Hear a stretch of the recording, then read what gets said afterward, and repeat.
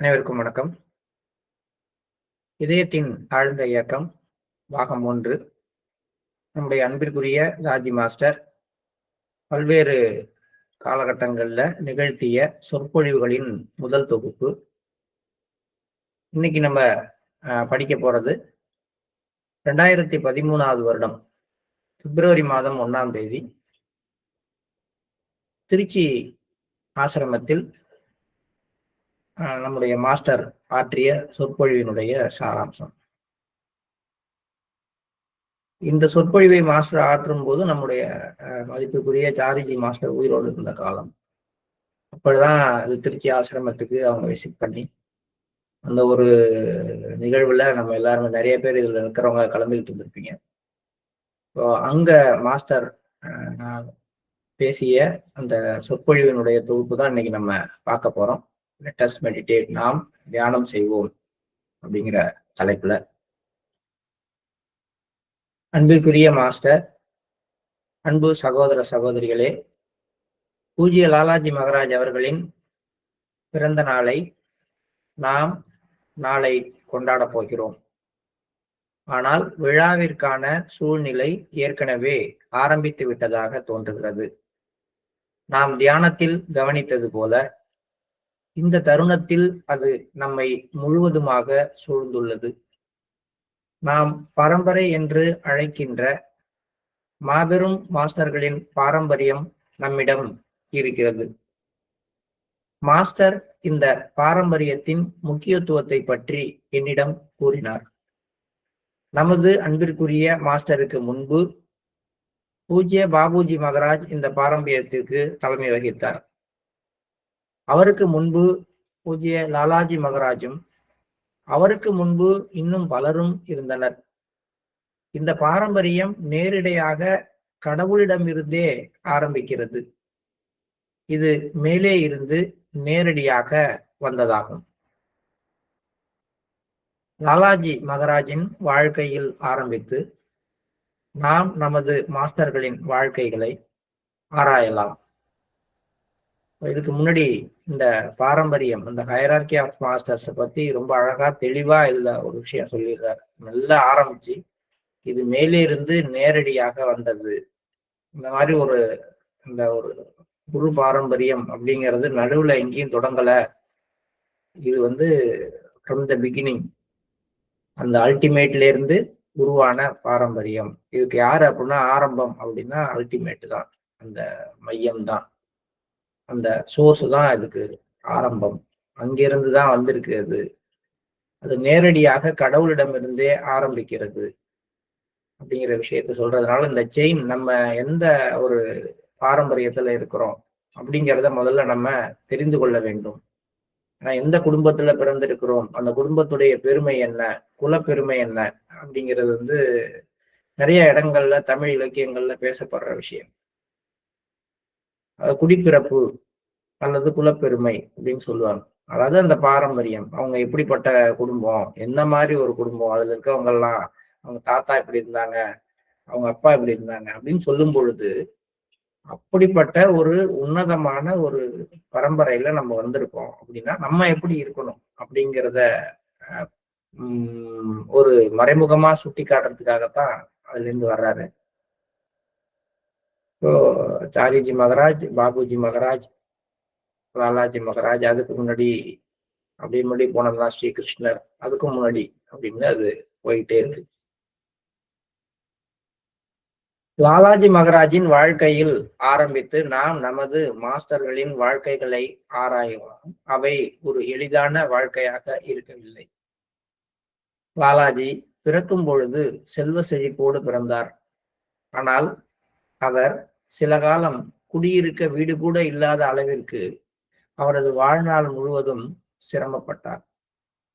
அப்போது அவர் வாழ்ந்த வாழ்க்கையை ஒப்பிடும் பொழுது நாம் எல்லாம் ஒரு ராஜ வாழ்க்கை வாழ்கிறோம் என்று நமது மாஸ்டர் நமக்கு நினைவுபடுத்துவது உண்டு. இருப்பினும் அவர் அடைய வேண்டியதை சாத்தியமான அளவு மிக மிக குறுகிய காலத்தில் அடைந்தார். நாம் நமது வசதிகளுடன் ஏதோ ஒரு விதத்தில் நேரத்தை போக்கிக் கொண்டிருக்கிறோம். ஒரு வருடத்தில் சில முறைகள் மட்டுமே நிகழக்கூடிய ஆன்மீக உச்சகட்டங்களில் ஒன்றின் வழியாக இப்பொழுது நாம் பயணிக்கிறோம். பூஜ்ய லாலாஜி அவர்களின் பிறந்த நாள் ஒரு தனிச்சிறப்பு மிக்க காலகட்டம். இத்தகைய காலங்கள் மீண்டும் வருவதில்லை. கிரகத்தின், ஏன் பிரபஞ்சத்தின் மொத்த சூழ்நிலையும் முற்றிலும் வித்தியாசமானதாக ஆகத் தொடங்குகிறது. நாம் எங்கிருந்தாலும் நம்மை நமது மாஸ்டருடன் இணைத்துக் கொள்வதன் மூலம் இந்த சூழ்நிலையை நமக்கு உபயோகமாக பயன்படுத்திக் கொள்வது எப்படி என்பதற்கான ஒரு வழிமுறை நமக்கு அளிக்கப்பட்டிருக்கிறது. இதுல ரொம்பவும் முக்கியமா ஒரு விஷயம் சொல்றேன். நமது மாஸ்டர்களுடைய வாழ்க்கையோடு ஒப்பிடும் பொழுது நம்மலாம் ஒரு ராஜ வாழ்க்கை வாழ்ந்து கொண்டிருக்கோம். நமக்குலாம் எவ்வளவோ குறைபாடு இருக்கும். அது என்னன்னா, என்ன தியானம் பண்ணி என்ன பண்றது, மாஸ்டர்லாம் இருந்து என்ன பண்றது, எனக்கு இந்த உடம்பு சரியாகல அப்படின்னு இருக்கிறவங்க இருக்காங்க. ரொம்ப கஷ்டத்துல இருக்காங்க அப்படின்னு சொல்றவங்க இருக்கோம். ஆனால் லாலாஜி மகராஜோட வாழ்க்கை வரலாற படிக்கிறவங்களுக்கு தெரியும். அவர் பட்ட கஷ்டத்துல ஒரு துளி கூட வறுமை அப்படிங்கிற விஷயத்தையோ அல்லது நோய் அப்படிங்கிற விஷயத்தையோ லாலாஜி மகராஜ் மாதிரி, பாபுஜி மகராஜ் மாதிரி நம்மளாம் அனுபவிக்கல அப்படின்னு மாஸ்டர் சொல்றார். அவங்களோடு ஒப்பிட்டால் நாம் உண்மையிலேயே ஒரு ராஜ வாழ்க்கை தான் வாழ்ந்து கொண்டிருக்கிறோம். நமக்கு எல்லாமே, மேக்சிமம் எல்லாமே இருக்கு. அடிப்படை வசதிகள் எல்லாமே, அடிப்படை தேவைகள் எல்லாமே பூர்த்தி செய்யப்பட்டு, ஓரளவுக்கு நம்முடைய பொருளாதார நிலையும் சீர் செய்யப்பட்டு, பாதுகாப்பும் வழங்கப்பட்டு, கிட்டத்தட்ட ஒரு ராஜ வாழ்க்கை தான் நம்ம வாழ்ந்துட்டு இருக்கோம். ஆனா என்ன பயன்? அவ்வளவு கஷ்டங்களோட, அவ்வளவு வறுமையோட, அவ்வளவு ஏழ்மையோட, அவ்வளவு உடல் நலக்குறைவோட அவர்கள் அடைய வேண்டியதை மிக மிக குறுகிய காலத்தில், சாத்தியமான அளவுக்கு மிக மிக குறுகிய காலத்தில் அடைந்தார். ஆனால் நாம் நம்மிடம் இருக்கின்ற எல்லா விதமான வசதிகளோடு ஏதோ ஒரு விதத்தில் நேரத்தை போக்கிக் கொண்டிருக்கிறோம். வறுமைங்கிறது எப்படிப்பட்டது என்ன கேட்டா, ஒருத்தருக்கு பண தட்டுப்பாடு வந்துருச்சுன்னா பணம் சம்பாதிக்கிறது மட்டுமே தான் வாழ்க்கையில நோக்கமா இருக்கும். வேற எதை நோக்கியும் திரும்பாது. வேற எல்லா கஷ்டங்களும், உடல் நோய் கூட என்னன்னா, ஒரு மாத்திரை போட்டோம்னா கொஞ்ச நேரத்துக்கு அதை பத்தி ஞாபகம் இருக்காது. ஆனா பண கஷ்டம் வந்துருச்சு, ஒருத்தர்கிட்ட கடன் வாங்கிட்டோம், கொடுக்க முடியல, அல்லது எதுக்கோ பையனுக்கு பணம் கட்டணும், அல்லது குழந்தைக்கு கல்யாணத்துக்கு பணம் தேவைப்படுது, இல்ல சின்ன குழந்தைக்கு மருந்துவாக பணம் தேவைப்படுது. அப்படிப்பட்ட சூழ்நிலை எல்லாம் இருக்கும் பொழுது ஒருத்தரால ஆன்மீக பக்கம் திரும்பி கூட பார்க்க முடியாது. அவர் கண்ண மூடி உட்கார்ந்தா அது மட்டும்தான் மனசுல ஓடிக்கொண்டே இருக்கும். வறுமை அவ்வளவு கொடுமையானது. ஆனால் அந்த மாதிரி ஒரு வறுமையான சூழ்நிலையில, அந்த மாதிரி ஒரு ஏழ்மையான சூழ்நிலையில லாலாஜி வாழ்ந்த பொழுதும் அவர் மிக மிக குறுகிய காலத்திலே அவர் அடைய வேண்டியதை அடைந்தார். ஆனா நமக்கு எல்லா வசதிகளும் மாஸ்டர்ஸ் பண்ணி கொடுக்குறாங்க. நம்முடைய பொருளாதாரத்தை பார்த்துக்கிறாங்க பத்திரமா. நம்ம உடம்ப எந்த அளவுக்கு முடியுமோ அந்த அளவுக்கு நோய் இல்லாம வச்சுக்கிறதுக்கு அவங்களுடைய அனுகிரகம் இருக்கு. ஆனா இவ்வளவும் இருந்த போதிலும் நாம் நம்முடைய வசதிகளை ஏதோ ஒரு விதத்துல தவறாக பயன்படுத்தி நம்முடைய நேரத்தை போக்கிக் கொண்டிருக்கிறோம். நம்ம உண்மையிலேயே அதை பயன்படுத்தி கொள்ளவில்லை. அன்னைக்கெல்லாம் நடந்து அவங்க எல்லாம் கோர்ட்டுக்கு போனாங்க, அவங்க வேலைக்கு போனாங்க. இன்னைக்கு நம்மள்ட்ட 2 வீலர் இருக்கு, கார் இருக்கு. அவங்க 1/2 மணி நேரத்துல இருந்து 3/4 மணி நேரம் அவங்களுடைய அலுவலகத்துக்கு போறதுக்கு மட்டுமே செலவு பண்ணிருப்பாங்க. இன்னைக்கு நம்ம 10 நிமிஷத்துல போயிட்டு வந்துடுறோம். ஆனா மிச்சம் 20 நிமிஷம் என்ன பண்ணுவோம் அப்படின்னா, போயிட்டு வந்த டயர்ட்ல இருப்போம். வண்டியில போயிட்டு அது ரொம்ப டயர்டு அப்படின்ற ஒரு ஃபீலிங்ல நம்ம இன்னைக்கு இருக்கிறோம். அந்த ஒரு டயர்ட்னஸ் இருக்கு எனக்கு அப்படின்னு நம்மளாதான் உருவாக்கிக்கிறோம் எல்லாமே. நான் வேலை பார்க்குறேன், ரொம்ப டயர்ட் ஆயிட்டேன், நான் ரொம்ப பிஸி, இப்படிங்கிற வார்த்தைகளை சொல்லவே நம்ம பிஸியா இருக்கிற மாதிரி ஒரு ஃபீலிங்க்கு நம்ம வந்துடுறோம். உண்மையிலேயே நாமவே தான் நமது நேரத்தை போக்கிக் கொண்டிருக்கிறோம்.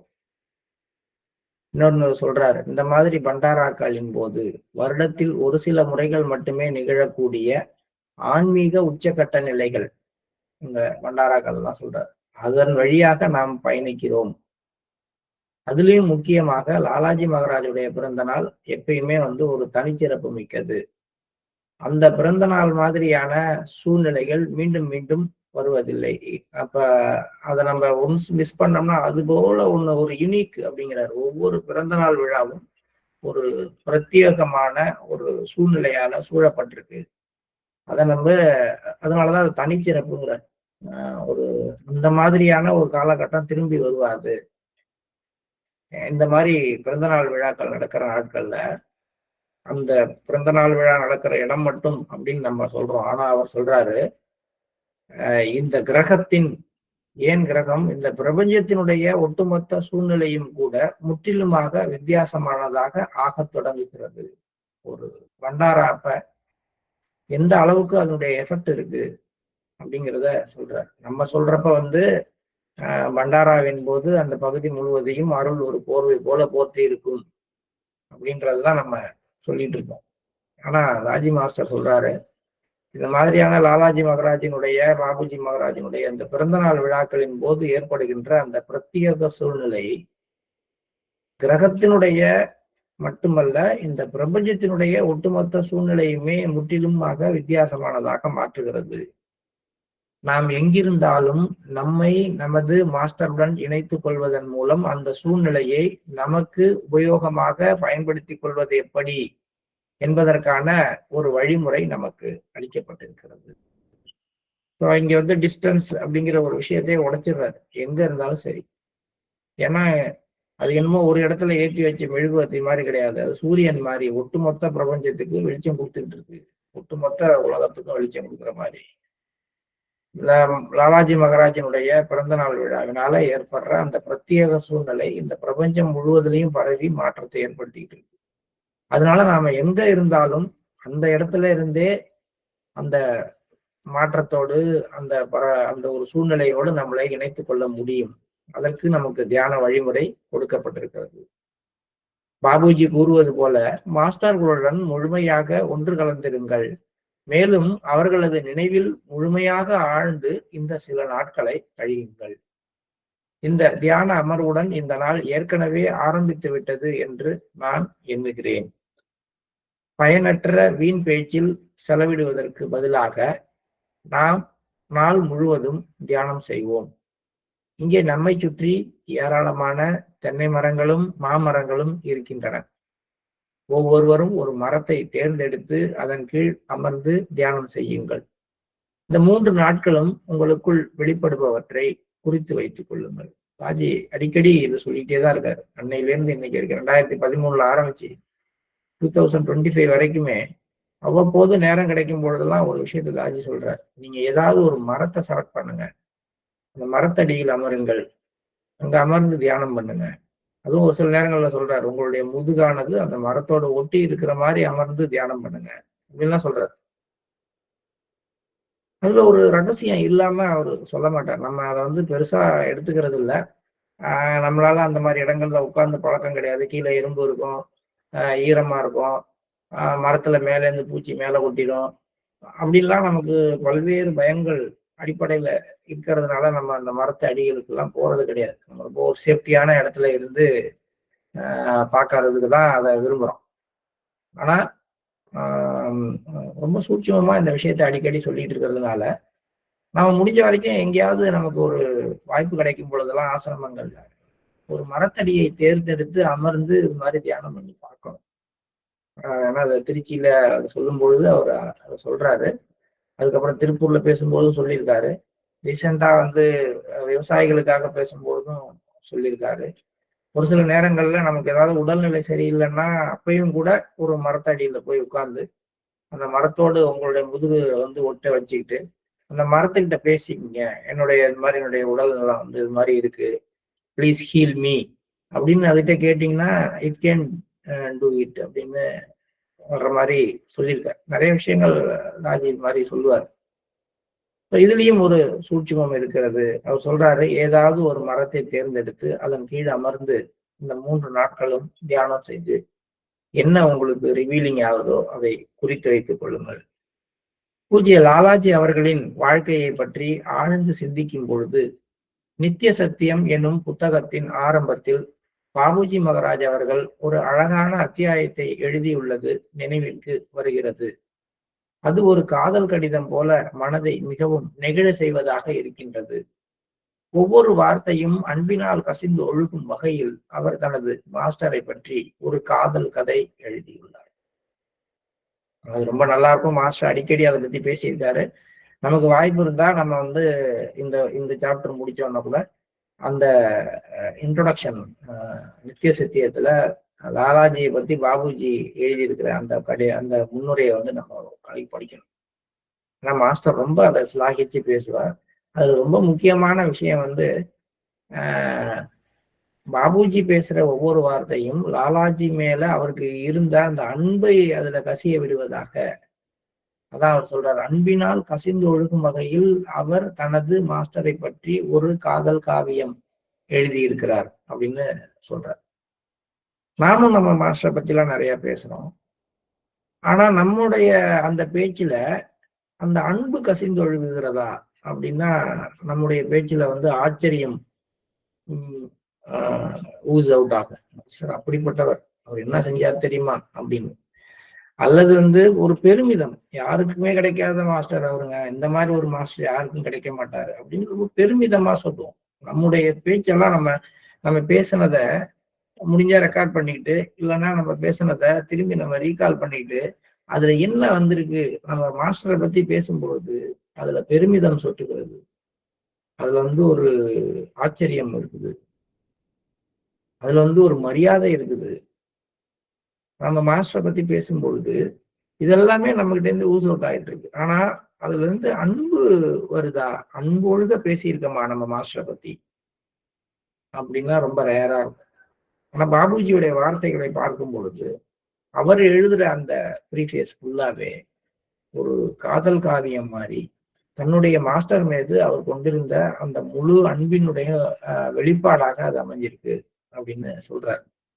நாமும் நம்ம மாஸ்டரை பத்தி பேசும்பொழுதெல்லாம் இயல்பா பேசிட்டு என்ன பேசணும், அதுல இருந்து நம்ம எதை வெளிப்படுத்துறோம் அப்படின்னு பார்த்தோம்னா நம்ம அதுவா மாஸ்டரை பார்த்துட்டு இருக்கோம். நிறைய வந்து நம்ம மேக்சிமம் மாஸ்டர் பார்க்கறது வந்து அவருடைய வல்லமை, அவர் எப்படிப்பட்டவர், என்ன மாதிரி ஒர்க் பண்றாரு, எவ்வளவு கடினமான ஆள், அவருடைய உழைப்பினுடைய பெருமையை பார்க்கிறோம், அவருடைய அந்த பேச்சினுடைய வீரியத்தை பார்க்கிறோம், அவர் செய்த அற்புதங்களை பார்க்கிறோம், எல்லாத்தையும் பார்க்கிறோம். ஆனால் அவர் மீது கொண்ட அன்பு நமக்குள்ளாரேந்து வருதா? அன்பு வந்துச்சுன்னா அன்பு எதை பார்க்கும்? அம்மா குழந்தைகிட்ட என்ன பார்ப்பாங்க?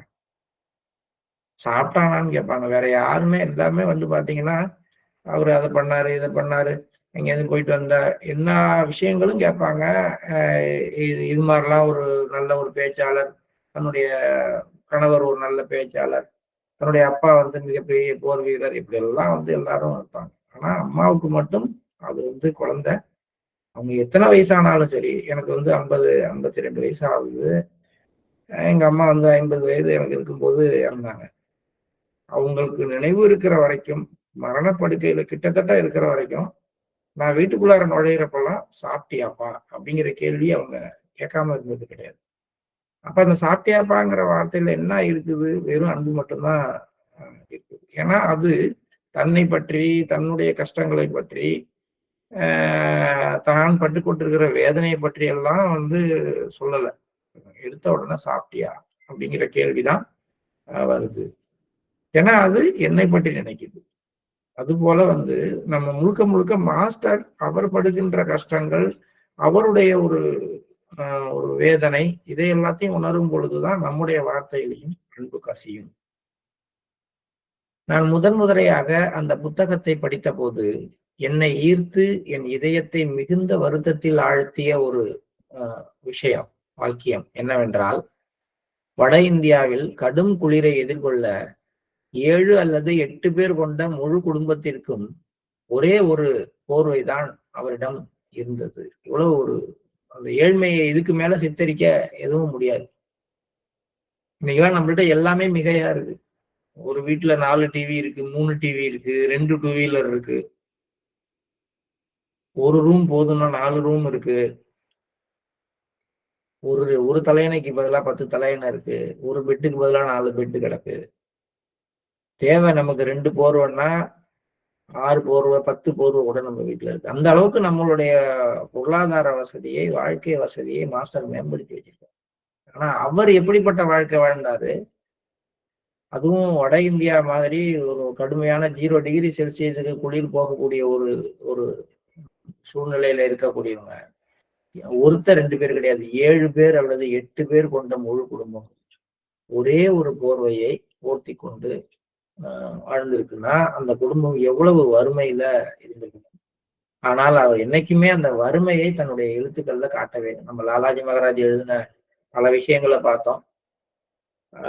எங்கேயுமே அவர் தன்னுடைய வறுமையை ஒரு விஷயமாகவே பேசவே இல்லையே.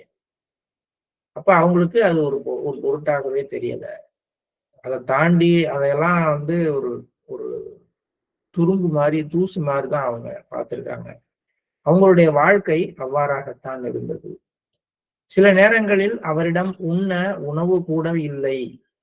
இருந்த போதிலும் சத்சங்கத்திற்கு சகோதர சகோதரிகள் வந்தபோது அவரால் அவர்களுக்கு உணவளிக்க முடிந்தது.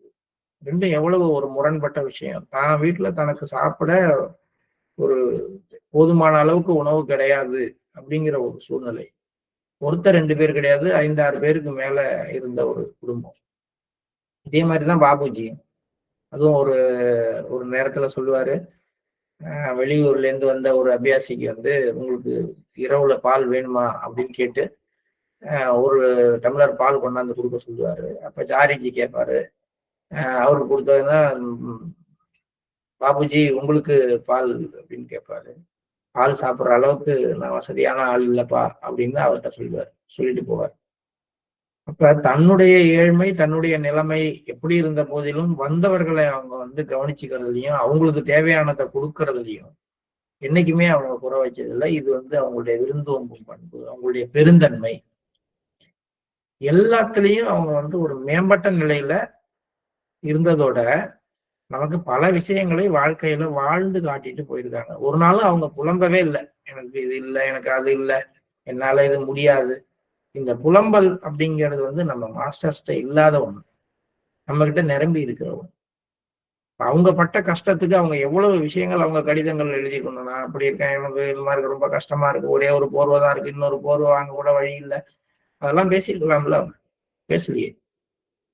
அப்ப அவர்கள் நம்மளை விட ஒரு கீழே நம்ம எவ்வளவு அனுபவிக்க முடியுமோ அதை விட கீழே போய் எல்லா விஷயத்தையும் அனுபவிச்சு வாழ்ந்து காட்டி விட்டு சென்று இருக்கிறார்கள். நாங்க இப்படிலாம் இருந்தோம், எங்களை விட நீங்க மோசமான வாழ்க்கை தரத்தோட இல்லை, உங்களுக்கு எல்லா வசதிகளையும் கொடுத்துருக்குறோம், நீங்க செய்ய வேண்டியது ஒண்ணுதான், ஆன்மீகத்துல முன்னேறுங்க அப்படிங்கிறத அவங்க சொல்லாம சொல்லிட்டு போயிருக்காங்க. நாம் நமது மாஸ்டர்களிடமிருந்து ஏராளமாக கற்றுக்கொள்ள வேண்டி இருக்கிறது. நமது மாஸ்டர் இப்ப அவர் சொல்றது ஜாரிஜி மகராஜர் தனது 86வது வயதிலும் போராடி கொண்டிருப்பதை நீங்கள் பார்க்கலாம். ஒரு பக்கம் சிலிண்டர் வச்சுக்கிட்டு ஒரு பக்கம் டியூபை மூக்குக்குள்ளார விட்டுக்கிட்டு அதோடையே உட்கார்ந்து சத்சங்கம் கொடுக்குறவர் நம்ம ஜாரிஜி மாஸ்டர். எவ்வளவு ஒரு சூழ்நிலையில எவ்வளவு கஷ்டங்களோட அவர் பல பிரயாணங்களை அவர் மேற்கொண்டிருக்கிறாருங்கிறது நமக்கு தெரியும். மூச்சு திணறல் கடுமையா வரும். எப்ப மூச்சு திணறல் வரும், எப்ப வெர்டிகோ ப்ராப்ளம் வரும், எப்ப அவருக்கு மயக்கம் வரும், எதுவுமே தெரியாது. ஆனால் அதற்காக அவர் தன்னுடைய அந்த வயதிலும் கூட ஒவ்வொரு ஊராக சென்று அபியாசிகளை பார்க்கறதையும் அந்த பயணங்களையும் அவர் முடிந்த வரைக்கும் தவிர்க்கிறதே கிடையாது. அவரது சகாக்களாக அவரது சீடர்களாக நமக்கு மாபெரும் பொறுப்பு இருக்கிறது. அதை நாம் ஏற்று நடக்க வேண்டும். என்ன மாபெரும் பொறுப்பு அப்படின்னா, மிஷனை கட்டி காப்பாத்துறது, மிகப்பெரிய அளவுல போய் மிஷனை வெளில கொண்டு போறது, அதெல்லாம் அவர் சொல்லல.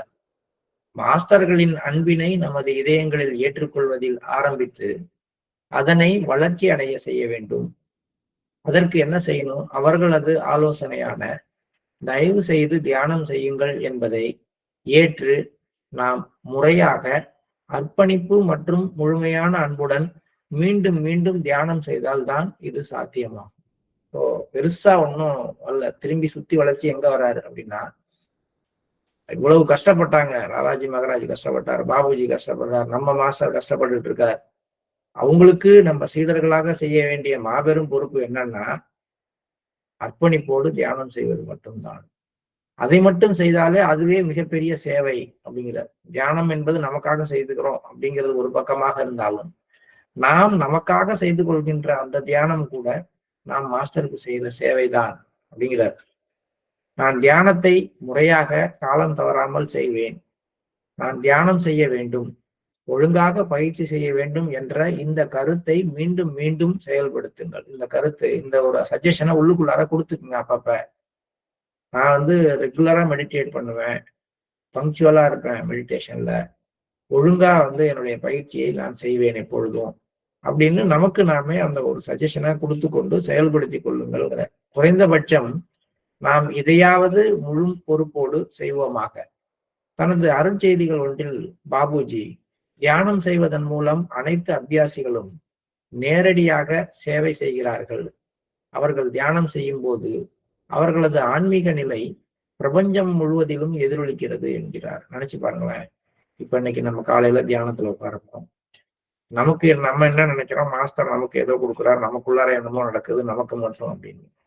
ஆனால் மாஸ்டர் நமக்கு கொடுக்கிற ஒன்றினால நமக்குள்ளார விரிவடைகின்ற ஒரு ஆன்மீக நிலையானது இந்த பிரபஞ்சம் முழுவதுக்கும், இங்க ஊருக்கு மட்டும் கிடையாது, இந்த பூமிக்கு மட்டும் கிடையாது, இந்த பிரபஞ்சம் முழுவதுக்கும் நம்முடைய ஆன்மீக நிலை எக்கோ ஆகுது அப்படிங்கிற. அப்ப நம்ம காலம்புற ஒரு மெடிடேஷன் பண்றோம், நமக்கு தெரியல அதெல்லாம். ஒரு பூ மலருதுன்னா அந்த பூவுக்கு அதோட வாசனை எவ்வளவு ரேடியஸுக்கு இருக்குங்கிறது அது உணர்றது கிடையாது. அதை பொறுத்த வரைக்கும் அதுக்கான கான்சியஸ் கிடையாது. ஆனால் அதை விட உயர்மட்ட நிலையில இருக்கிற ஒரு மனிதரால, பரிணாம வளர்ச்சி அடைந்த ஒரு மனிதரால, அல்லது ஒரு வண்டுனால, அந்த பூவோட கொஞ்சம் பரிணாம வளர்ச்சி அடைஞ்சது, அதுக்கு அந்த பூவினுடைய வாசனையை உணர முடிகிறது. பல 100 மீட்டருக்கு அந்தாண்டேந்து தேனீக்களும் வண்டுக்களும் அந்த பூவுக்கு பறந்து வர தெரியுது, முடியுது. அது மாதிரி நம்மளால நம்ம அறிய முடியல அப்படிங்கிறதுனால நமக்கு நடக்கலன்னு நம்ம நினைக்கிறோம். அப்படி கிடையாது. ஒரு பூ மலர்ந்து வாசம் வீசுற மாதிரி ஒவ்வொரு காலை தியானத்திலையும் நமக்குள்ளார ஒரு அற்புதமான சூழ்நிலையானது கொடுக்கப்பட்டு, அந்த சூழ்நிலையுடைய நறுமணம் நமக்குள்ளார மட்டுமல்ல, நம்ம வீட்டுல மட்டுமல்ல, இந்த பிரபஞ்சம் முழுவதும் எதிரொலிக்குது. அப்படின்னா எவ்வளவு மிகப்பெரிய ஒரு பிரம்மாண்டமான வேலை நடக்குது அப்படிங்கிறத நம்ம உணரல. அதை உணர்ந்தோம்னா நம்ம ஒரு நாளும் தியானம் பண்ணாம இருக்க மாட்டோம். ஏன்னா நான் செய்யற ஒரு விஷயம், நான் பண்ற அந்த தியானம், என்னுடைய இதயத்துல ஏற்படுற அந்த சிறு மலர்ச்சி இந்த பிரபஞ்சம் முழுக்க எதிரொலிக்குது. அப்ப அங்கங்க உட்கார்ந்து பல பேர் தியானம் பண்ணும் பொழுது அது இந்த பிரபஞ்சத்துல எவ்வளவு பெரிய மாற்றங்களை உருவாக்கும். அப்ப நான் ஒரு நாள் மிஸ் பண்ணும் பொழுதும் அது அந்த மாதிரியான ஒரு மாற்றத்துக்கு என்னுடைய பங்களிப்பை நான் கொடுக்க தவறுகிறேன். இதையெல்லாம் நம்ம உணர்றதில்லை. அதெல்லாம் ஒரு வார்த்தையில் அங்க சொல்றாரு, தியானம் செய்வதன் மூலம் அனைத்து அபியாசிகளும் நேரடியாக சேவை செய்கிறார்கள். அவர்கள் தியானம் செய்யும் போது அவர்களுடைய ஆன்மீக நிலை பிரபஞ்சம் முழுவதிலும் எதிரொலிக்கிறது என்கிறார். நாம் அமர்ந்து தியானம் செய்யும் போது ஓரளவிற்கு நம்முடைய பங்கை இந்த பிரபஞ்சத்திற்கு அளிக்கிறோம். நாம அந்த அளவுக்கு நம்முடைய பங்கு அளிப்பதனால இந்த பிரபஞ்சம் ஓரளவுக்கு மாற்றம் அடைகிறது. இவ்வளவு பெரிய பிரபஞ்சம் என்னுடைய ஒரு தியானத்துல மாறப்போதா? அப்படிலாம் கணக்கு கிடையாது. அது ஓரளவிற்கு மாற்றத்திற்கு நம்முடைய அந்த ஒரு தியான நிலையை எடுத்துக்குது. அதான் சொல்றாருல மாஸ்டர் ரீசெண்டா பேசின ஸ்பீச்ல கூட சொன்னார், ஒரு கான்சியஸ் லெவல் இன்க்ரீஸ் ஆகிறதுக்கான அந்த எக்ரகோர் கிரியேட் ஆனிச்சுன்னா ஒரு ஜீன் லெவல் ஜீன் மியூட்டேஷன் இம்மீடியட்டா நடக்கிறதுக்கான வாய்ப்பு இருக்கு. We are waiting for that அப்படிதான் சொல்றாரு. அப்ப எல்லாரும் பர்ஃபெக்டா காலையில தியானம் பண்றோம் அப்படிங்கிறப்ப அந்த நம்பர் ஆஃப் பீப்புள் இன்க்ரீஸ் ஆகும் பொழுது, அவங்களுடைய குவாலிட்டி ஆஃப் மெடிடேஷன் இன்க்ரீஸ் ஆகும் பொழுது, இந்த இன்னர் கண்டிஷன் அவங்களோடது எக்ஸ்பேண்ட் ஆகி இந்த பிரபஞ்சம் முழுவதும் எதிரொலிக்கும் பொழுது அதனால உருவாக்குற எக்ரகோர் அவங்க எதிர்பார்க்கிற அந்த ஃப்ரீக்குவன்சியை டச் பண்ற அன்னைக்கே மிகப்பெரிய மாற்றத்தை, மிகப்பெரிய அந்த ஜீன் லெவலான ஒரு சேஞ்சை இந்த உலகத்துக்குள்ளார அவங்களால கொண்டு வர முடியும். அப்ப நம்முடைய பங்களிப்புங்கிறது எந்த மாதிரியானதாக இருக்க வேண்டும்? நம்ம செய்யற தியானம் நமக்காக மட்டும் அப்படின்னு நம்ம நினைக்கிறதுல இருந்து கொஞ்சம் மாறுங்க. உங்களுடைய ஒவ்வொரு தியானமும் இந்த பிரபஞ்சம் முழுவதும் எதிரொலிக்கிறது. இந்த பிரபஞ்சத்தினுடைய மாற்றத்திற்கு நாம் நேரடியாக ஓரளவிற்கு நமது பங்கினை அளிக்கிறோம். இதற்கு மேலும் நான் எதுவும் கூறுவதற்கில்லை. நாம் அனைவரும் உறுதி பூண்டு நம்முடைய லட்சியத்தின் மீது நாம் கவனம் செலுத்துவோம். அதற்கான வழிமுறைகள் நம்மிடம் உள்ளன. அதைவிட முக்கியமாக நமக்கு உதவுவதற்கு நம்முடைய மாஸ்டர் எந்நேரமும் நம்முடன் இருக்கிறார். நன்றி அப்படின்னு முடிக்கிறாரு. இது ஒரு மென்மையான ஒரு நினைவூட்டல். இது ரொம்ப முக்கியமான 2 விஷயங்கள்னு நான் பார்க்கிறது. மாஸ்டர்களுடைய வாழ்க்கையை பாருங்க. அவங்க மிகவும் கடுமையான பல சோதனைகளை என்னுடைய அன்றாட வாழ்க்கையில அனுபவிச்சாங்க. கம்பேரிங் பண்ணி பார்க்கும் பொழுது, அவங்களோட ஒப்பிடும் பொழுது நம்முடைய வாழ்க்கை ராஜ வாழ்க்கை போல இருக்கிறது. ஆனால் ஆன்மீக முன்னேற்றத்துல பார்க்கும் பொழுது, அந்த சூழ்நிலையிலும் அவர்களால் ஆன்மீகத்துல மிக சாத்தியமான குறுகிய காலகட்டத்துல மிகப்பெரிய சாதனைகளை செய்ய முடிஞ்சுது. ஆனா நமக்கு எல்லா வசதிகளையும் அவங்க பண்ணி கொடுத்தும் கூட நம்ம கிடைக்கிற நேரத்தை வீணாக்கி கொண்டு நம்முடைய முன்னேற்றத்துக்கான நேரத்தை தள்ளி போட்டுட்டு இருக்கோம். இப்ப இதுக்கு மாத்துறதுக்கு என்ன வழி அப்படின்னா, பொழுத வீணா போக்காம நேரம் கிடைக்கும் பொழுதெல்லாம் தியானம் பண்ணணும். இது ஒரு விஷயம் முக்கியமா இதுல பட்டது. 2வது விஷயம், நாம் தியானம் செய்யும் பொழுது ஏற்படுகின்ற அந்த ஆன்மீக நிலை, ஒவ்வொரு தனி அபியாசியும் தியானம் பண்ணும் பொழுது ஏற்படுகின்ற அந்த ஆன்மீக நிலை அவருடைய இதயத்தில் மட்டுமல்ல, அவர் அமர்ந்திருக்கிற இடத்தில் மட்டுமல்ல, இந்த முழு பிரபஞ்சத்திலும் எதிரொலிக்கிறது அப்படிங்கிற ஒரு உன்னதமான ஒரு ரகசியத்தையும் நம்மளை புரிஞ்சுக்க வச்சிருக்கிறார். அப்ப நாமங்கிறது நம்ம நினைக்கிற மாதிரி இந்த உடம்புக்குள்ளார அடைப்பட்ட ஒரு ஆள் கிடையாது. நம்ம ஆன்மீக நிலை நமக்கு வழங்கப்படும் பொழுது நம்ம இந்த பிரபஞ்சம் அளவுக்கு விரிவடைஞ்சிருக்கோம். இப்ப இன்னைக்கு நினைச்சு பாருங்களேன், இப்ப நான் அந்த உடம்பு கிடையாது. இன்னைக்கு நம்ம தியானம் பண்ணும் பொழுது இந்த உடம்பு உட்கார்ந்து தியானம் பண்ணல, நானே இந்த பிரபஞ்சமா மாறி போயிட்டேன். இந்த பிரபஞ்சமே இன்னைக்கு உட்கார்ந்து மெடிடேட் பண்ணுது அப்படின்னு நம்ம எடுத்துக்குவோம். எடுத்துக்கிட்டு அந்த பிரபஞ்சத்துல மையத்துல மாஸ்டர் இருக்காரு, அவரு தான் இந்த பிரபஞ்சம் முழுவதையும் ஒளியூட்டி கொண்டிருக்கிறார் அப்படின்னு நினைச்சுக்குவோம். அந்த பிரபஞ்சம் அந்த ஒளிக்குள்ளார தன்னை மூழ்க வைத்து கொண்டு அது மேல மெடிடேட் பண்ணிட்டு இருக்கு. இன்னைக்கு தியானம் பண்ண போறது இந்த ஒட்டுமொத்த யூனிவர்ஸ். நான் கிடையாது. நாங்கிறது நானே இந்த யூனிவர்ஸ் பெருசா ஆயிட்டேன் அப்படிங்கிற ஒரு உணர்வு நிலைக்கு போய் நம்ம இன்னைக்கு அந்த மெடிடேஷனை பண்ணுவோம். ஆனா மாஸ்டர் அதை சொல்லியிருக்காரு. அதை நம்ம வேற ஒரு மட்டத்துல முயற்சி பண்ணி பார்க்கலாம். மாஸ்டருடைய அருள் இருந்தால் சரியான விஷயங்கள் சரியான நேரத்துல நமக்கு வெளிப்படட்டும். காலை நேர தியானத்திற்கு சொல்வோம். Please start meditation.